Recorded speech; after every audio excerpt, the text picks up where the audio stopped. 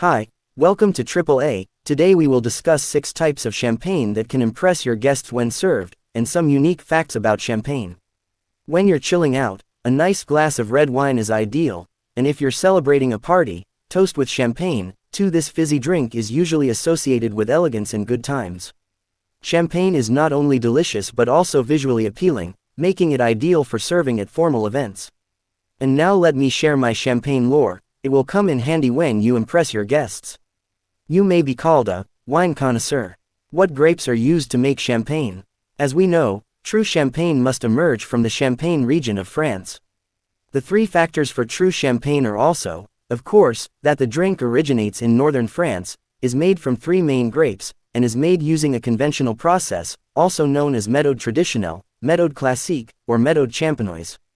Conventional champagne wine, Chardonnay, a white wine with a delicious taste that is slightly alkaline and strong. Pinot Noir, has a broader flavor and fragrance profile, but is still generally pungent and strong. Pinot Meunier, this red wine contributes body and richness to champagne. Pinot Blanc, a white version of Pinot Noir, with a floral and sour taste. Pinot Gris, a variety of pink-skinned and fruity Pinot Noir. Petit Melier, Chardonnay's pickled sibling. Arbane, the weirdest of all, a rare light yellow wine with high acidity.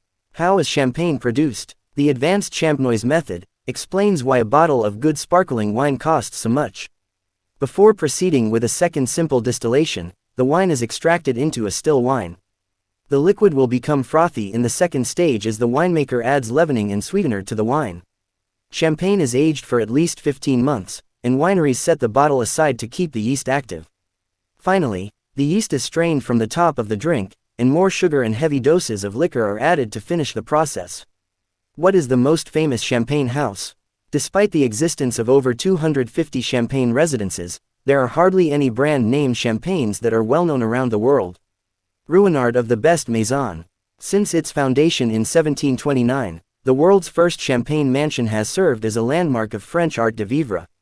Maison Ruinart has passed down a time-honored and centuries-old savoir-faire for nearly 300 years, promoting community artistry and highlighting artistic talent while staying true to continuous innovation. And here are 6 types of champagne recommended for you. 1. Champagne Brut. Brut champagne is the most popular, accounting for 78.5% of exports.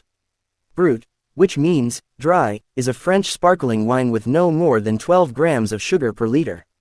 The most common type of champagne is Brut non millésime. This is a non-vintage drink that is usually made from grapes from different years and years. Cru is a specific village or piece of land, associated with the French emphasis on terroir or land in winemaking. 2. Champagne Roses. Rosé champagne is considered one of the most well-known French champagnes in the United States and is becoming increasingly popular.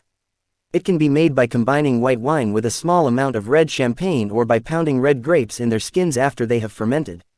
Rose champagne is soft pink and richly fruity with notes of berries. Pink champagne, also known colloquially as Brut champagne, can be vintage or non-vintage. Rose champagne bottles are trending in the US, Austria, Russia, and Nigeria. We enjoyed Laurent Perrier Cuvée Rosé Champagne, the largest and most famous rosé champagne in the world. This elegant champagne has notes of cranberry, berry, and strawberry and is made from 100% grapes from Pinot Noir using a proprietary emulsification technique. 3. Very dry. Extra Brut champagne with 12 to 17 grams of sugar per liter is becoming more popular. This is partly due to health concerns and partly due to personal preference. Even though champagne has a strong acidity, people are becoming more familiar with the sugar-free varieties. This very dry champagne is characterized by its high quality. It is impossible to hide under mediocre champagne with low sugar content. Champagne, which is completely sugar-free, is available in the market. However, they are rare. Especially dry champagne with 0 to 6 grams of sugar per liter is becoming more popular. Low doses of wine are everywhere in Japan, South Korea, and China.